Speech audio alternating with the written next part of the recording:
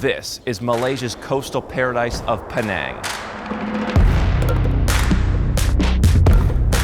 Today, I'm with Miss World Malaysia, showing you luxury living on a catamaran, eating at one of my favorite restaurants anywhere in Asia, viewing Swiss watches, showing you Penang's unique multicultural gems, having afternoon tea with an expat who prefers Malaysia to the United States, and sipping on the coolest cocktails in this historic city.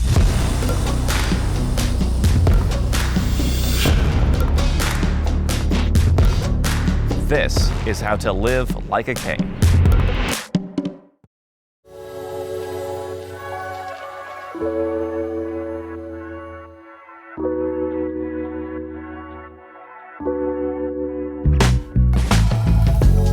Penang is the perfect mix of big city convenience and seaside luxury. You can fly directly into Penang from a number of places in Asia and even further afield. I don't live in Penang, but I always stay here at the Eastern and Oriental Hotel. They call it the E&O, and it's one of the few hotels in the world I recommend.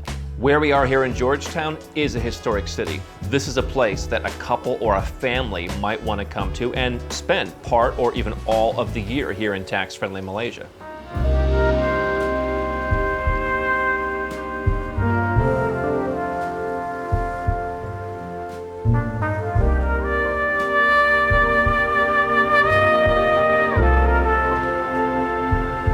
Here we are. Okay.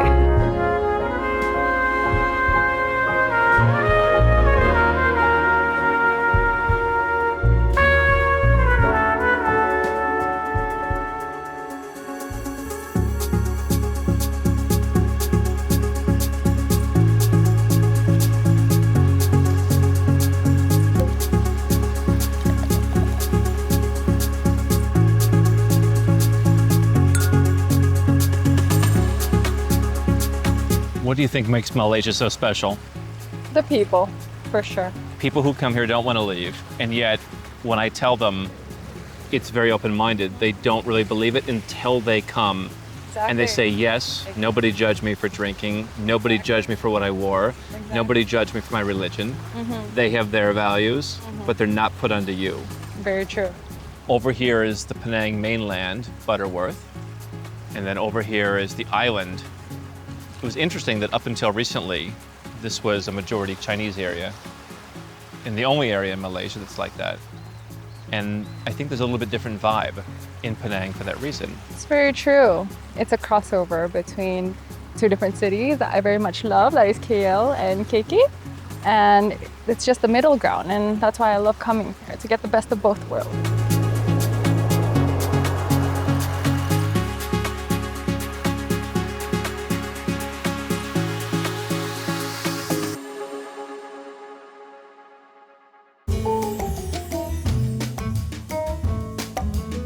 Malaysia is a food culture, and Penang is one of the best food cities anywhere in Asia. We're gonna go and dine at one of my favorite restaurants anywhere in Asia. This is the Kabaya dining room.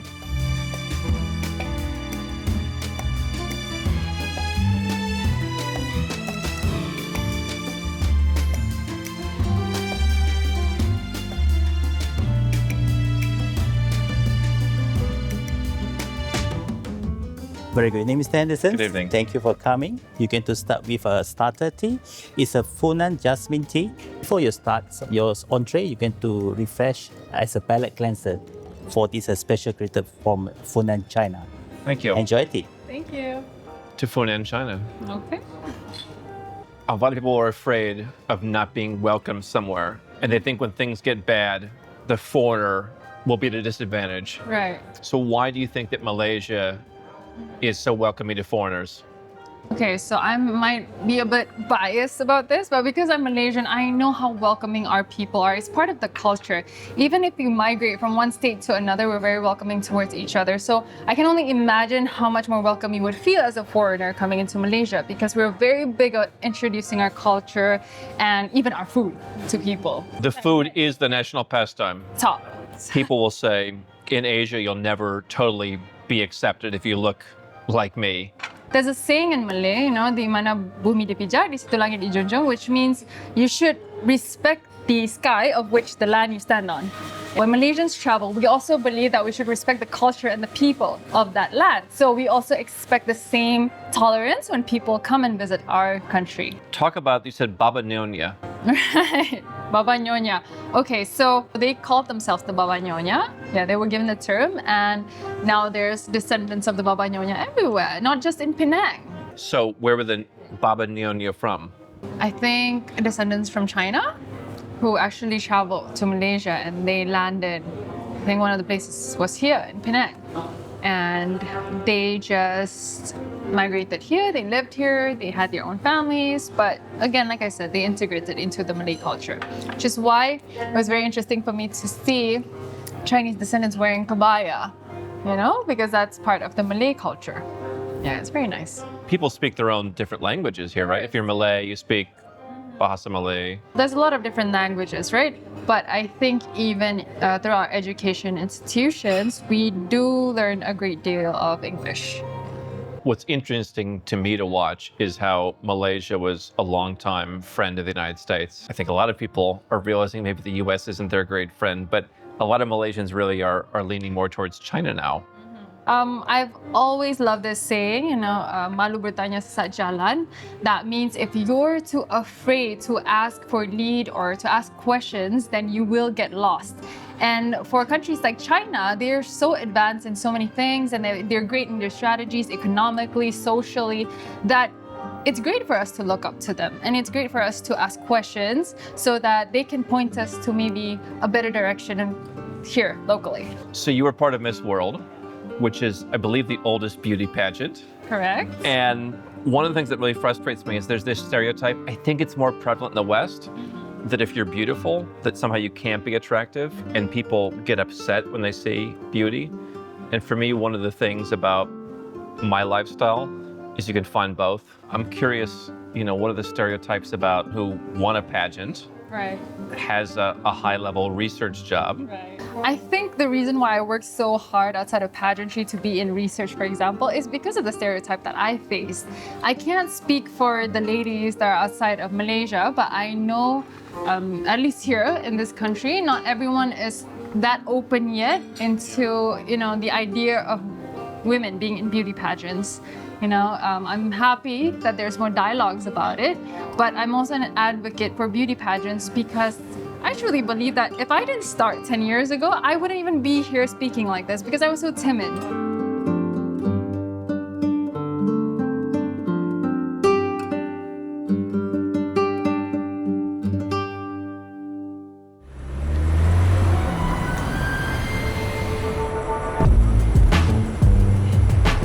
This is your stop.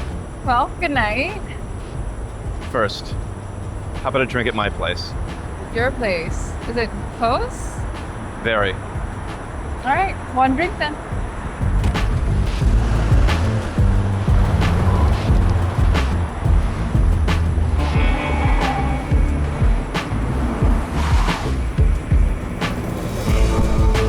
Oh, I'm sorry, I just said welcome back. Welcome to my place.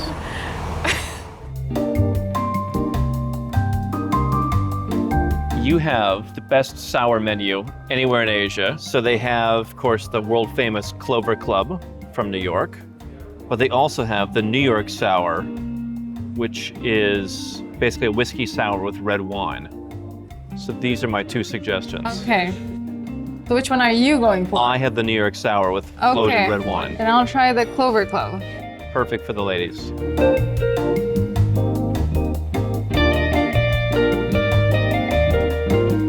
We're here at the Farwahar Bar in the Hotel. It's one of the most aesthetic bars anywhere in Malaysia. I love the history of old Malaya here. I love this navy. I love that you're on the water. I just love sitting here. It gives you a glimpse of the past. Look back into the past. And yet I feel that everything I stand for is that you can't be nostalgic. But it's nice to be able to come and recapture the feeling. Of course, history teaches us a lot of things and they bring a lot of value. Like right now, how we're enjoying what was in the past and bringing it back to the modern lifestyle. The E&O was actually one of 3 hotels built by the Armenian Sarkis brothers who came here. The Raffles Hotel with the Singapore Sling, here in Penang on the water, and the Strand Hotel in Yangon. And apparently they went broke at the very end of it, but they had a great run as Armenians building these great hotels that are still here. I mean, it's always stories like that that capture my attention. You know? That's the one thing I don't like about American shows like Shark Tank, is they're always showing you the success stories. I want to see the people who failed like a dog. Yes, it makes it relatable to the general public. How many events do you speak at in a given year? Last year, I think it was 34?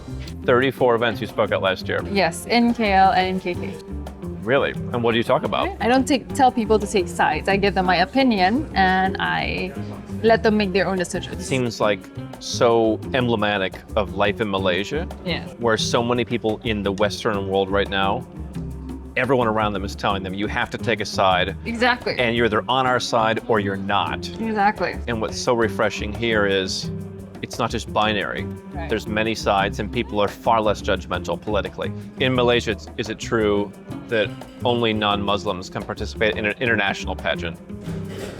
For the major pageants, yes. So the major pageants are usually the big five, and that includes Miss Universe, Miss World, Miss Supranational, International. The supranational is a minor crown. It's not minor. This Live Like a King is a little bit different. We're showing you an authentic side of this great Malaysian city on the sea. And tomorrow, we are showing you a multi-million-dollar villa for sale. We're showing you other real estate for sale. And we're doing it in a Bufori luxury car. But we're also going to show you the artistic and cultural side of this city, from great food and afternoon tea to the amazing street art here. So make sure to stick around for all of that. This is a very different vibe from the other Live Like a Kings, I must admit. I love to come to the E&O, enjoy the colonial vibes, play my 1920s jazz soundtrack, and just look at the sea. When in Penang, I often wear Tom Ford's Florida Portofino, but today I'm wearing Creed Virgin Island water. The Virgin Islands aren't just a tax haven. This is coconut, lime, white bergamot, even a little ginger. It's perfect for Penang's balmy days.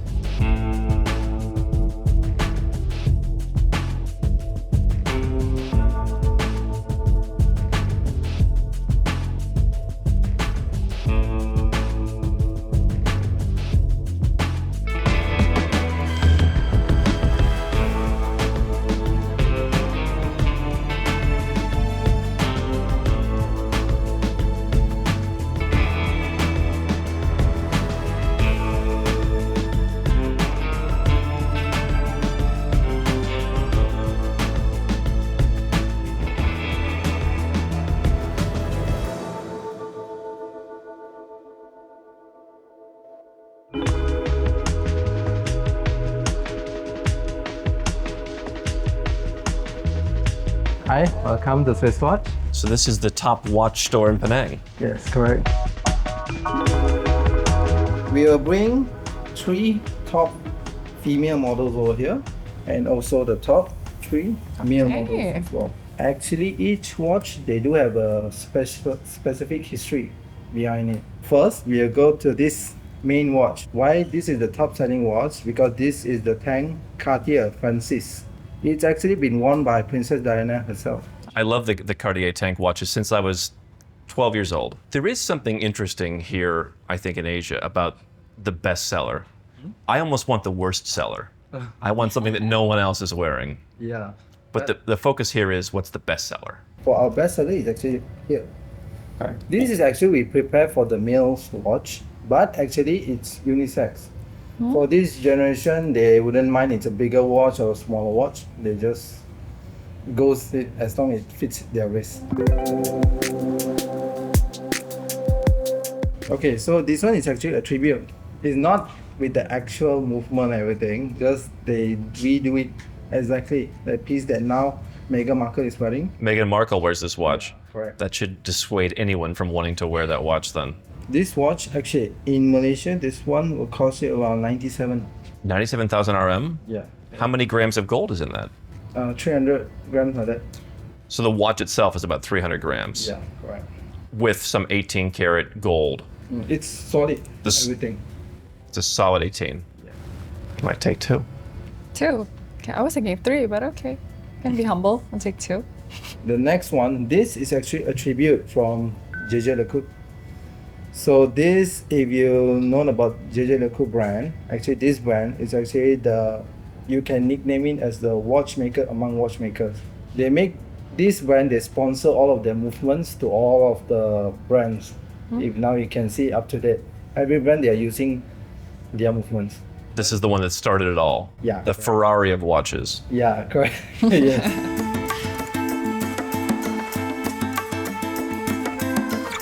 What's the most popular watch brand here?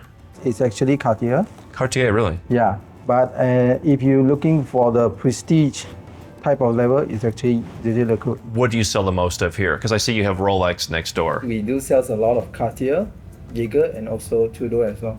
Tudor's kind of this emerging part of the Rolex group. Yeah. Been this emerging brand in Asia, I feel, more than elsewhere in the world. Yeah, correct. Which is your favorite? Still the first one. Gold. Yes. A girl after my own heart. This is my personal selection for you. That's what I told him earlier. Okay, this is alligator strap, Oh, okay. and also it's a solid gold case. So it's quite heavy compared to a steel version. And what's best about this watch is actually, if you notice, these 2 hands is actually blue, but it's not painted or spray on it. It's actually was burned until blue color, the steel. Oh, okay. And this crown guard is actually to protect the blue sapphire from falling off. One of the issues in a country like Turkey, for example, the currency keeps going down, so they price things in euros. The ringgit has gone up and down here. Yeah. Do you adjust the price when the ringgit gets softer? Or if the ringgit goes down against the dollar or the euro, does that give me a chance to buy at a better price? No, it's the same. So if the ringgit softens against my currency, unlike other countries, I can come here and I can pay less for the watch, basically. Right. And one more thing, in Malaysia and only Abu Dhabi, our watches, we are 0 tax. This, I think, is the best one of the collection that you showed me. Yes. Actually, this is the best watch in our store. 171,000 ringgit. Yeah, It's right. not so bad. Well, Martin, thank you for showing us. Yeah, sure. Have a nice day.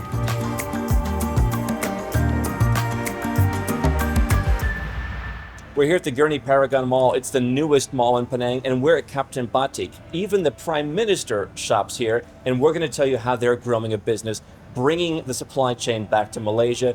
It's something that every Malaysian loves, and we're going to show it to you.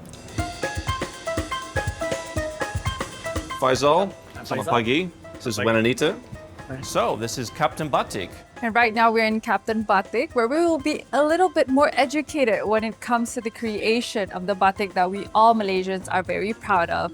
And today I'm going to learn about how these are crafted out of wax and all of the patterns that Captain Batik have. So this is our Malaysian batik, but our design is more modern, contemporary, and it's not tied up with traditional batiks. So it's different. This is modern batik for the batik. future. Our batik is different from others batik because here we have Oeco tax. So means that our fabrics, our materials is all safe for humans and environment. This is eco-friendly batik. Eco-friendly batik. Yeah, that suits you better. Hold it on Okay. top of me. That actually suits you better. This suits me. This is pretty wild. Well, batik is quite wild. It's a little wild. So you can wear it every day, any events. Not really like our previous traditional batik is only wear on the formal events like weddings, dinners. So if I go to a wedding in Penang, I may not want to wear a tuxedo or a suit. I want to wear a batik. Yes, can. So you want to wear batik and and cover with tuxedo tuxedo. on top. Also can. Yeah. Tuxedo on top of Yeah, the so batik. as a shirt, as an shirt on the inside. Okay. Yeah. I'm pretty sure you won't naturally gravitate towards I this. at would. all. I think my mother bought me this in 7th grade. Your mother has great taste then. Yeah. Those kids in Westlake, Ohio didn't appreciate it.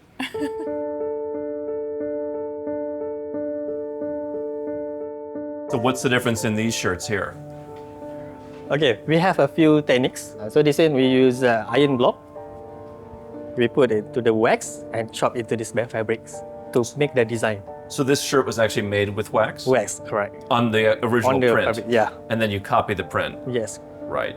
And so then you have to put the dyes Dye to the in the fabric. different areas of the wax to make the print. So the fabric, we put it into the colors, Okay, and then we hang it. So dip after it in. The artistry is figuring out the Yeah. the designs. Yes, correct. And so if I'm the governor of Penang, would I wear this shirt to an official function? Yes, can. Really? Yeah. Yes, they would. Yeah. Yeah. Short Yes, sleeve. our Prime Minister also wearing Yes. Captain Batik. The Prime Minister wears Captain Batik. Yes. This is a chain store. Yeah. And so how is business going for the chain? So far, so good. We started on 2017, Okay. so now we have 10 boutiques. 10 boutiques all over Malaysia. Yes, What's the goal? How many boutiques do you want to have? I think much more as you than can. as much as we can. As many as possible. Yeah, we are trying to penetrate overseas markets. I think our batik will be sellable overseas because our customer in Malaysia also not 100%, we call it not 100% Malay, but about 10 to 20% is foreigners or visitors, tourists. Tourists from Yeah, all over the world. All over the world. Is it more about creating a resurgence of batik that people can wear more often and be proud of their Malaysian identity? Or is it more of a mission to spread batik to the world? Our vision is more to spread batik to the world, and everyone will know batiks, and everyone will know Malaysians. Yeah. Malaysia is a very underrated place, and people somehow don't know it as much as other places. Keep up the good work. Thank you. We're heading now to one of the highlights of Penang. They have some of the best food anywhere in Malaysia. We're going to go to a local market and a cooking class to show you some of the best dishes here.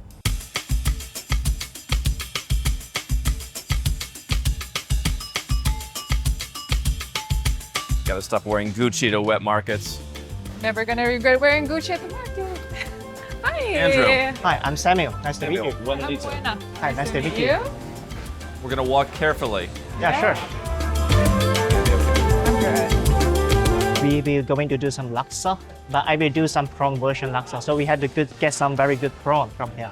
So tell me, what's a laksa for people who don't know? Okay, laksa is a noodle soup, very specialized in Malaysia. So it's usually served in coconut base and a spice flavor. It usually has a Southeast Asian spices combination such as galanga, turmeric, lemongrass, shallots, garlic, of course. Where I live, they called me the Lord of the Laksa. A lot of the laksa. In Malaysia, we have more than 9 types of laksa. Which one you know? The Assam Laksa. But let's not get into details. To choose a prawn, you have to make sure the... We'll let you choose the prawns. I think we're... How do you choose the prawn? Got it. So, How do you know if it's fresh? yeah, that's what I want to say. So, Alright. the prawn head should be stand still. Oh, It's hold still. And the shell should be firm. So I can get half a kilo of prawns for about $8. Yeah. Yes, just some spices we need. Yeah. Okay, so of course, laksa, we need chili. Of course. So this one is not for the heat, it's for the color. Okay. Okay, and also we need some spices over there. And that's what we call laksa flour. Laksa flour. Okay. So all of these, they have very unique flavors of their own for the laksa itself. Yeah, so however, it's very depending on which area you visit. For example, Penang is very close to the Thailand. So most of the time, the combination of the spices, they will infuse some Thai flavor I into see. it. All right. Okay, galanga. So which chili is the one for the spice? Okay, good question. Okay. Vietnamese chili. Vietnamese chili. Okay. This will be my favorite. So it's named Vietnamese coriander, but locally they call Vietnamese mint or Vietnamese coriander. So you can have a smell. Smell only. Yeah, just smell only. Oh, that's very strong. It has a very strong minty smell. Yes. Minty, lemony, Okay. and turmeric for the color. Turmeric. Okay. It's in moments like this I'm comforted by Oscar Wilde. One can never be undereducated or overdressed. Perfect for the occasion. Now show the crab. What happened to your prawn? It's so raw. It's still steaming. And where's the laksa sauce? So we're here cooking with Chef Samuel. This is some of the most unique Penang cuisine. What was interesting driving over here is we passed Baptist and Methodist and Assembly of God churches, as well as Chinese temples, as well as mosques. This is truly an international community that is open to all.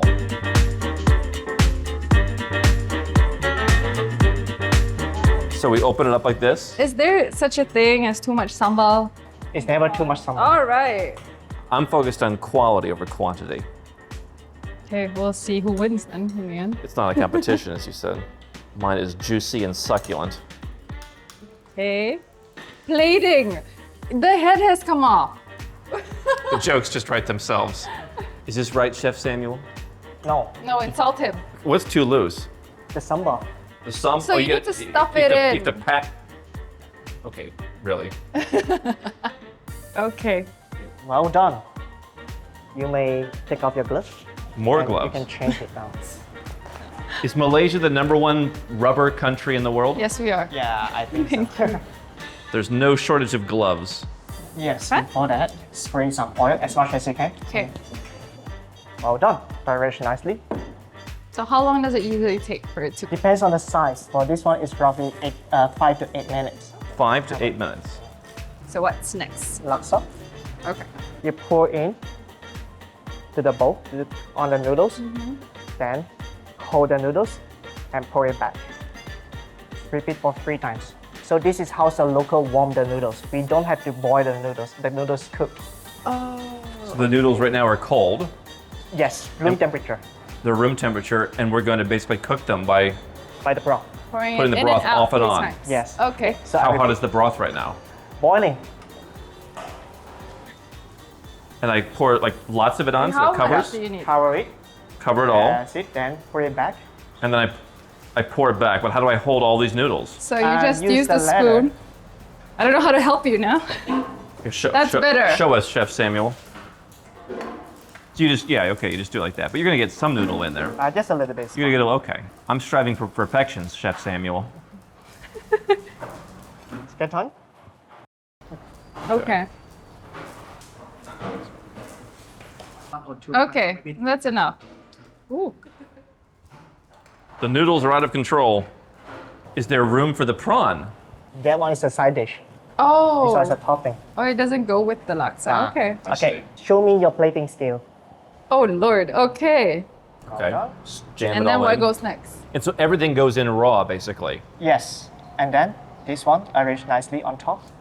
All right. This is a farm-to-table dining experience. Chili, sprinkle. Chili sprinkle.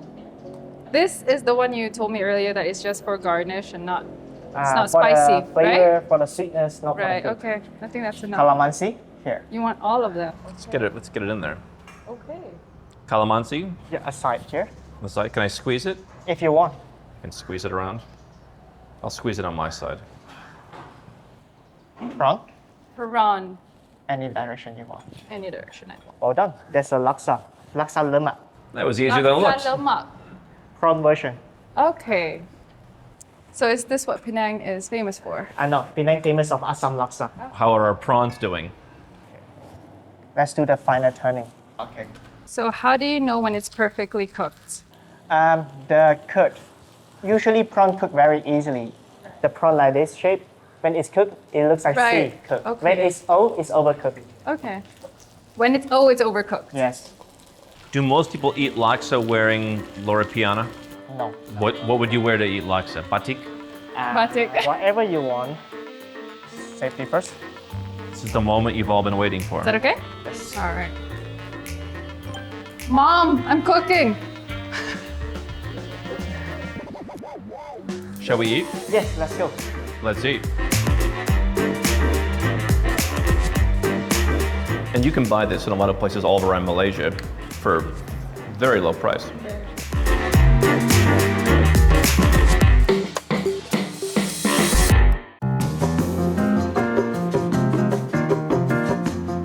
Right now, we're here at the Edison Hotel, and we're going to meet an American expat who would rather live here in Malaysia than where he's from in the US. We're talking about that over afternoon tea. Malaysia was part of the British Empire up until 1957, so afternoon tea is an absolute treat here.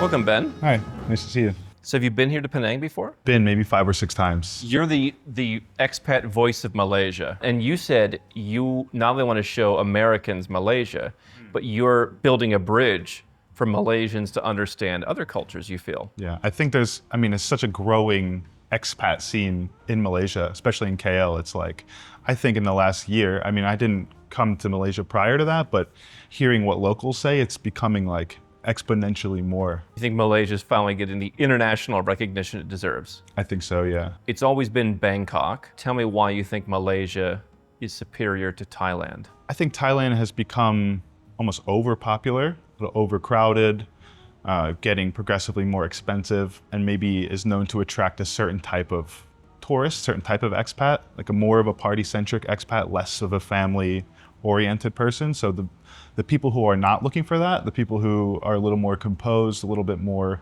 not that Malaysia doesn't have that. If you do want to go out, you want to have drinks, no problem. But I think there's less of an image of that type of thing going on here. And a lot of expats are attracted to that. So what motivated you to want to leave the US in the first place? I think it's just a mess. I think overall, it's a stressful place to live. Financially, it's more difficult. You get a lot less for your money there. I think that's like the most attractive things for me, for a lot of people. It's like, oh, you can level up your lifestyle, but you could spend less. And maybe the people around you are more friendly, more nice, more interesting, so.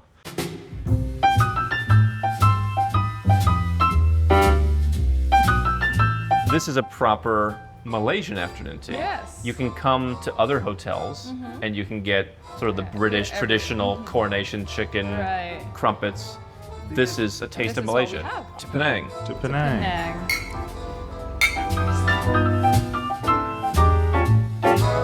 It's good. It's very good. Talk about your upbringing in the US, and you grew up in a highly dysfunctional environment. Highly dysfunctional. Yeah. Yeah. My dad was a drug dealer, but maybe I shouldn't say that on the video, and my mom was a waitress, and they were separated. So I was constantly going back and forth. When I go to my dad's, I was kind of in this crazy world where he's had friends over, they were partying all the time from a young age. And so, yeah, rather dysfunctional. Did that motivate you to say, I want to get out of this environment, and it's not just enough to move down the block or to a suburb, I need to move to another country? 100%. Yeah. Initially, I never recognized, oh, this is why I think I want to go far overseas. But looking back, yes. You think there's some trauma in some people who do this? Some trauma, yeah, or some escapism, I think a lot of people nowadays, they want to escape from the problem. Yeah, of course you realize at some point once you're overseas, the problems don't go away just because you're overseas. You still maybe have to deal with them internally or something. But it's helpful, I would say, especially if your surroundings, your environment is not good. It's definitely a good way to get yourself into a better environment. If you're in a toxic environment and you remove yourself from that, even if you're just in an environment where people bother you, like, hey, when are you coming to my son's christening? I think a lot of those people just cut ties when you move overseas. You lose a lot of the bad relationships. They go away. Ben, good to see you here in Penang. Thank you. It's good to see you. I've been reading The Rise and Demise of World Communism, and while it's fascinating that you do have two of the world's few remaining communist states here in Southeast Asia, most of the rest of them are gone, perhaps in your lifetime. And so if you're staying in an over-regulated, overtaxed Western country thinking, hey, this is where the economy is free, the reality is there are chapter after chapter after chapter of countries that have turned in the right direction. Those are the places that you can go. Penang is a UNESCO World Heritage Site, and they've got these really interesting street murals all over the city. And unlike a lot of cities that you go to, this street art is good. And a lot of it is not done by local Malaysian artists. It's done by Lithuanians and Russians and people from all over the world.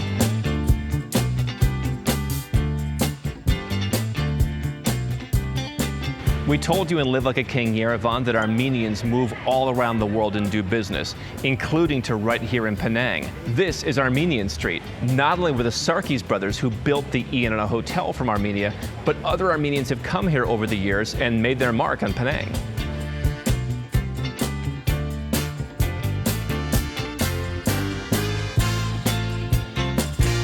This is the Michelin-rated Pandan water. We thought we'd come in and chill out. It's a balmy Penang afternoon. You have to come and try the Michelin-rated Pandan water.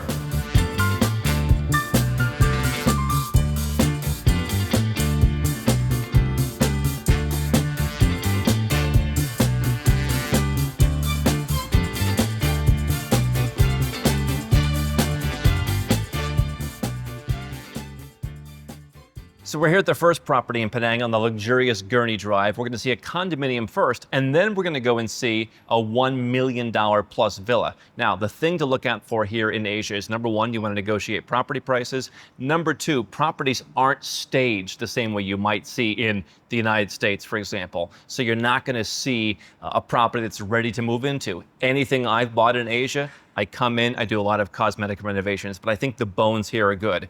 Prices in Kuala Lumpur, about $3,000 per square meter in the city center. I think you can get some older properties like this one for less. In Penang, about $2,500 per square meter. That's relatively affordable on a global scale, some of the cheapest property in Southeast Asia. So let's take a look.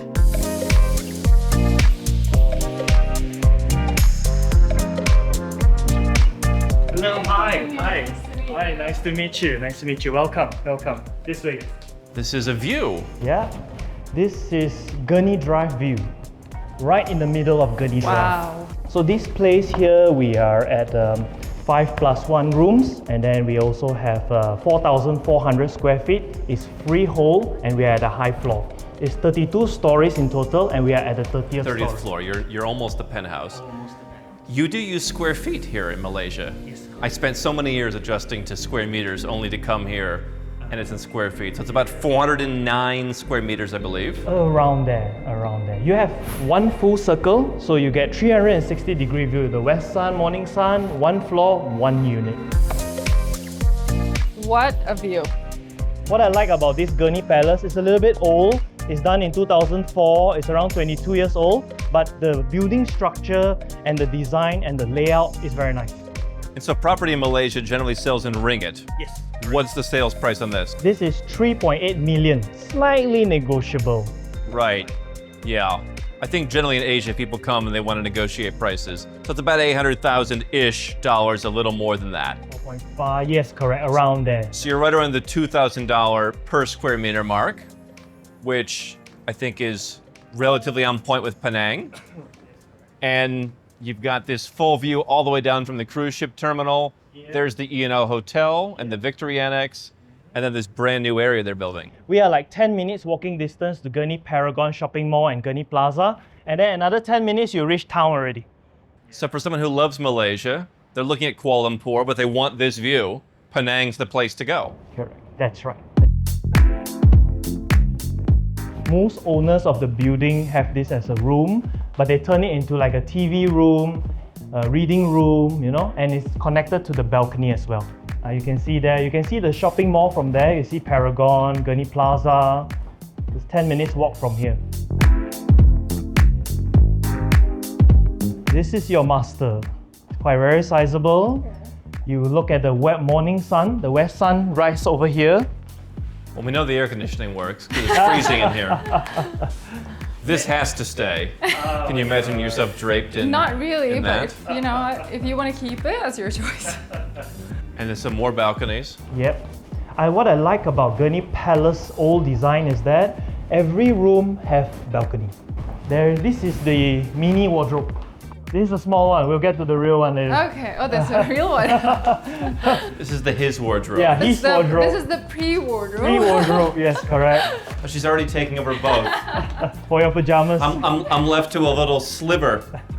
Maybe smaller. Now, this is the bathroom. Okay. Originally, there was a wall here. Alright. They knock it and join the two bathrooms together, Okay. and then it connect with the I other know. room. I'm already so excited to enter that side. Please do. Turn it This into is a wardrobe. nice. Have a look. This house is half wardrobe. Wow. Originally, I'm not complaining though. Yeah, originally it was a room, so it turned into okay. viewing wardrobe. That's what you have to do. Yeah. Sorry, a bit warm in here. Yeah, one more room, ensuite and balcony as well.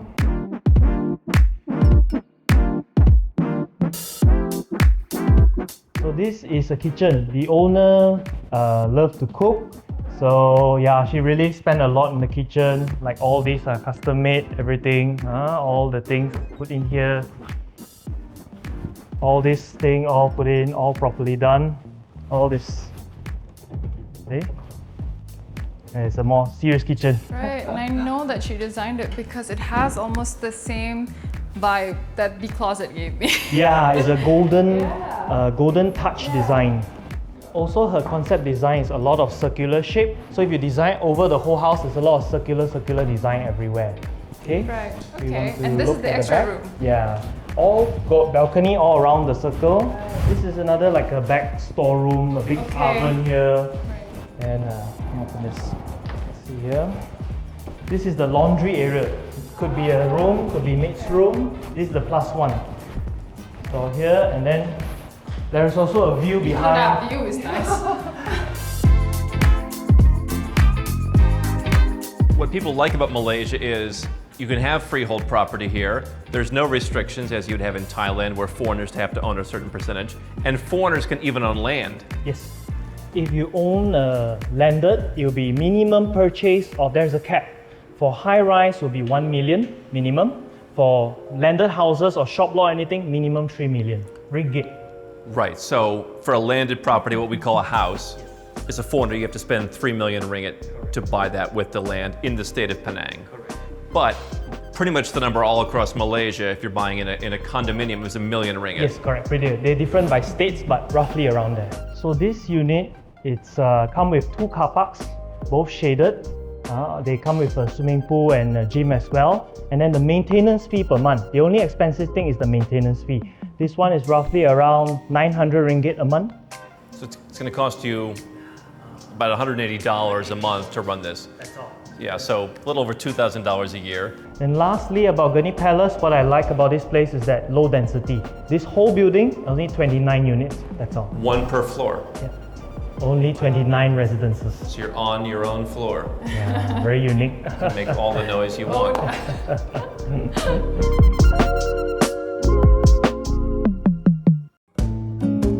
One of the great things about Malaysia is that it's one of only 4 countries in Asia where foreigners can own land. This is a terraced house in the center of Penang, and you can buy it for under $400,000. It's newly built. Let's take a look inside.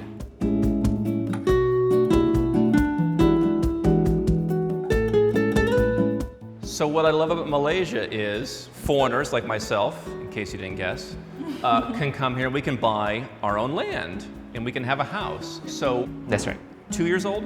2 years old. They basically ripped the old structure down. Correct. And they rebuilt this single-story, 1,400 square foot property. That's correct.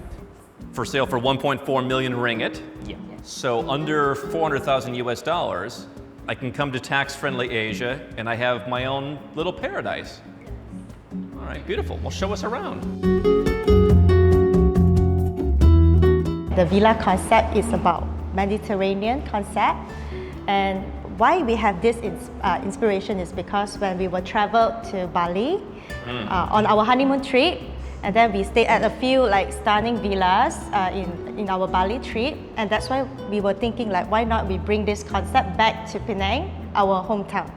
And this highlight of the villa is about the private pool behind. So this is actually a terrace house, but we make it a high ceiling, as you can see, to make the guest feels like more spacious. And basically we actually like rebuilt the whole thing because it was very, very run down. It was almost 30 years. This neighborhood's 30 years old, but the house is 2 years old. Yes. You know what I notice when I live in condominiums around the world? I don't use the pool that much, but when I stay in a hotel room or when I rent a villa somewhere and I have my own private pool, you go out, you take all your clothes. That's for a different video. And you just enjoy yourself. Yes. You feel more at ease. That's true. Yeah.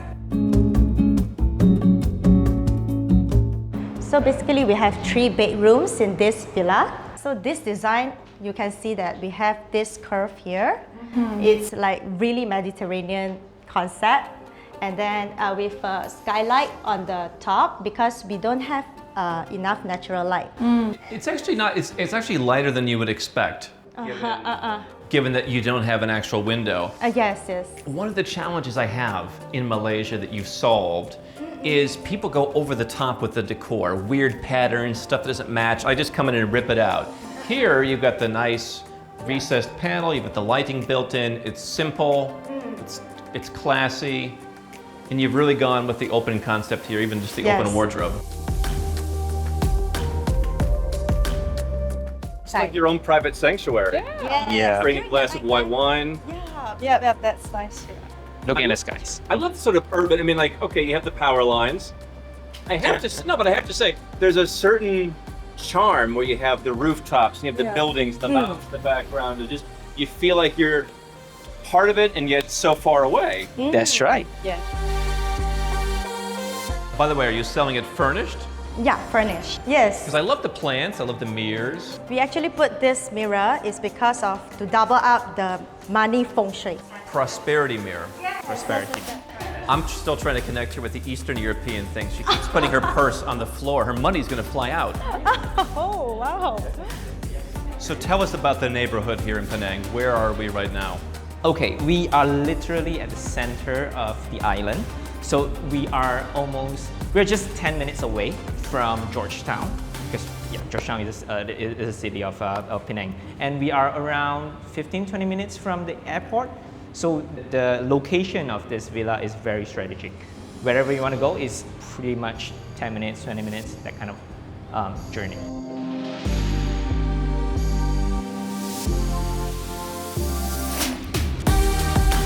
So today we're going to be showing you the more laid-back lifestyle here in Penang and comparing it to where I live in the more well-known city here in Malaysia of Kuala Lumpur. If you've been to both, leave a comment below. Do you prefer Penang or do you prefer KL?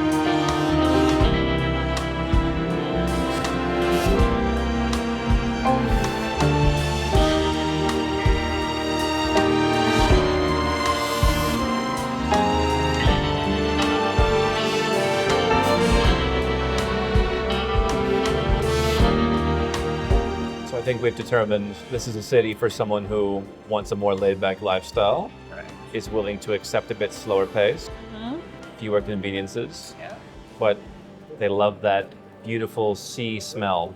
Yes, and even the vibe of this place has that very beach side. Right. It does have the beach side. Yeah. What do you think about all the different colonial hotels that we're going to? I think you already know how I feel about that.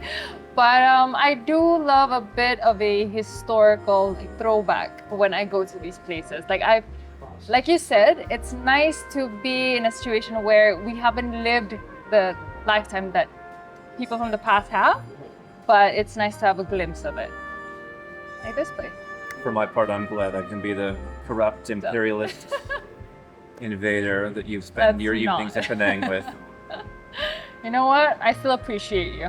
I appreciate your presence. Tequila sunrise for the lady. All right.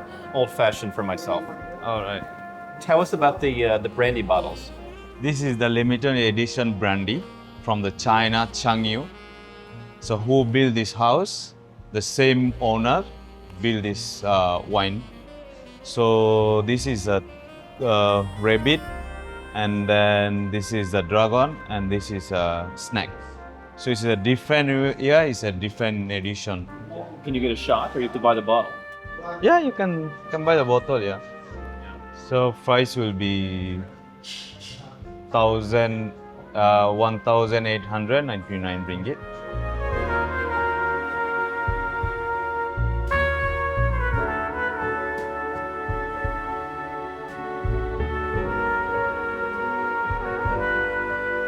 Cheers.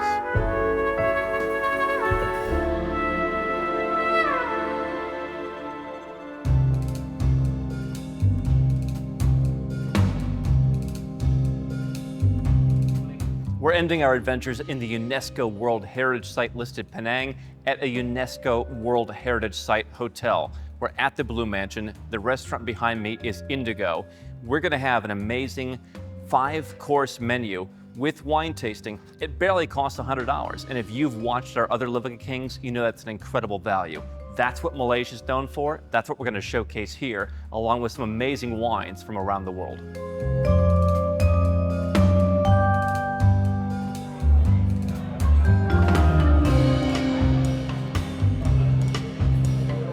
This seems like really a family city.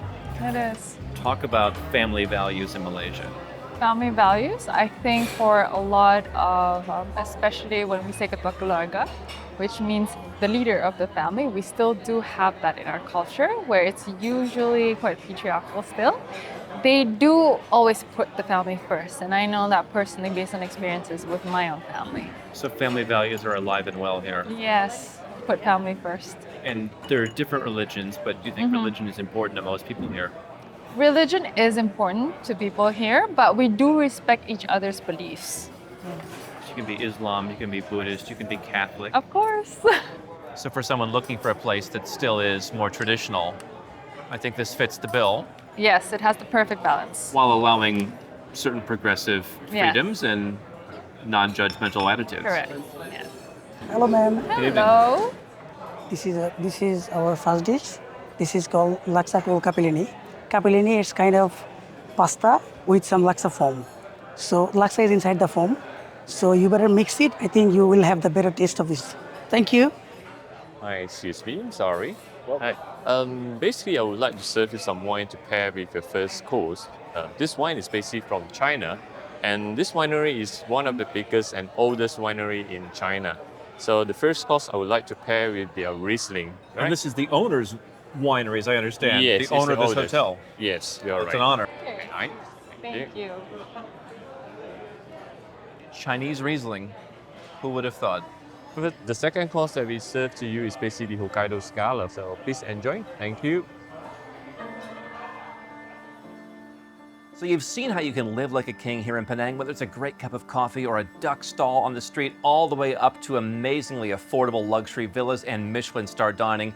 For me, Penang is a place that represents the future. It's a crossroads in Asia, financially and geopolitically. It shows that multiculturalism is available to you. It shows that you can find great luxury living at an affordable price in a place where you can feel like you belong. Subscribe to find all of our episodes in the future from all around the world so that you can find your ideal place or places. Until next time, good night from Penang.